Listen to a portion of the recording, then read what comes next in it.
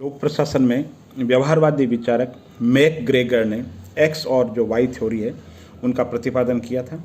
तो इसमें दो तरीके की विचारधारा हैं।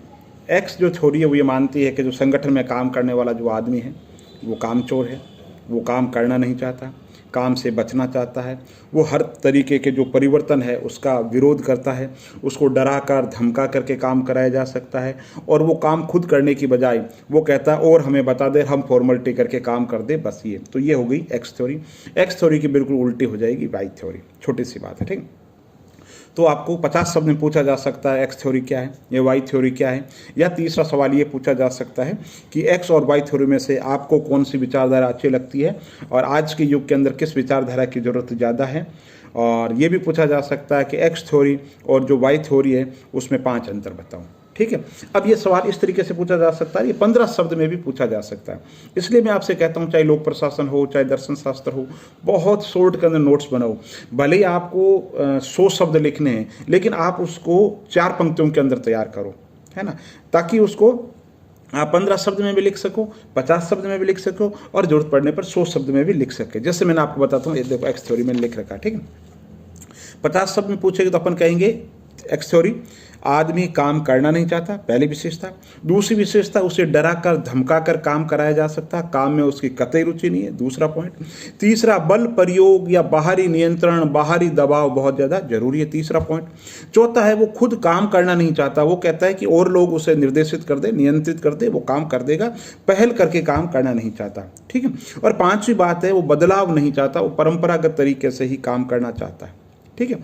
तो ये हो गए आपने, जैसे मान लो 50 शब्द में।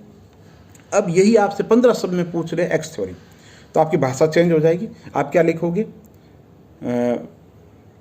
नेतृत्व की, मनोबल की, या यूं कह सकते हो अभिप्रेरण की वे आधुनिक विचारधारा, या मैकग्रेगर द्वारा प्रतिपादित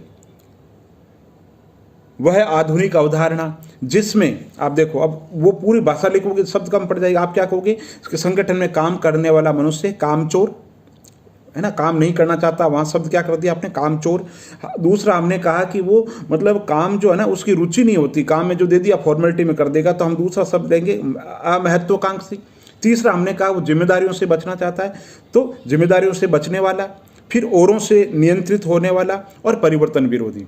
तो 5 पॉइंट पड़े। इसको देखो अपने सिर्फ एक पंक्ति के अंदर कर दिया कि मैकग्रेगर द्वारा प्रतिपादित वह विचारधारा जिसमें संगठन में काम करने वाले कर्मचारी या मनुष्य को कामचोर, अमहत्वाकांक्षी, जिम्मेदारी से बचने वाला, औरों से नियंत्रित होने वाला और परिवर्तन विरोधी माना गया है।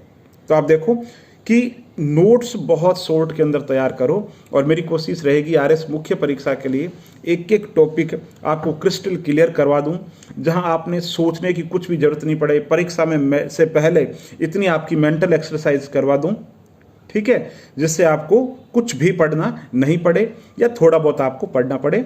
लेकिन आप कोशिश करो कि जो टॉपिक मैं पढ़ूँ उसको आप किसी किताब से, गूगल पे, कहीं से भी एक बार वापस रिवीजन कर ले, क्योंकि बहुत से पॉइंट मेरे से छूट जाते हैं।